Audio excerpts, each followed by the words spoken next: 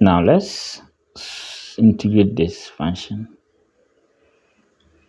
Now we have s cubed on x minus 2. Now it will be complicated if we fail to support the numerator. Okay, now solution. Now watch this one very carefully. We have x minus 2. But when this side is minus 2 raised to the power something. Now let's of course express the numerator as difference of cubes. So I'm going to support the numerator as s cubed minus 8 plus 8. The reason is that 8 is the same as 2 to the power 3. Okay, on x minus 2 dx. So from there, I can say integral of s cubed minus 8 on x minus 2. From there, x minus 2 can be found in this. So plus 8 on x minus 2. Okay, dx.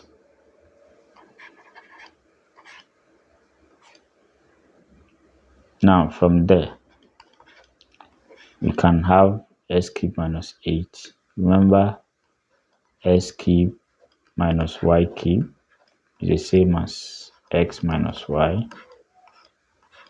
X squared plus the product of x and y plus y squared. Alright, so from here we can write this one as s cubed minus 2 cubed on x minus 2 minus 8 on x minus 2 dx. So let's express the numerator as difference of cubes. So we have s minus 2. So x minus 2, okay, times x squared. X squared, the product of x and 2 plus 2x, and then 2 squared is 4 on x minus 2 plus 8 on x minus 2 dx. So this side will cancel this side.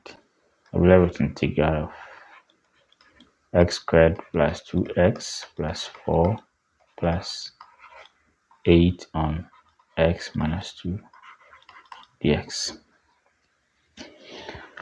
Alright, so from here we can integrate this. So this side will be s cubed on 3 plus 2x squared on 2 plus 4x plus, so we can take 8 out here and write this one as 1 on x minus 2, where this side will be. So s cubed, 1/3 of s cubed, this side will cancel, plus x squared plus 4x plus 8 times. So we have the ln of absolute value of x minus 2 plus c. So that's the answer.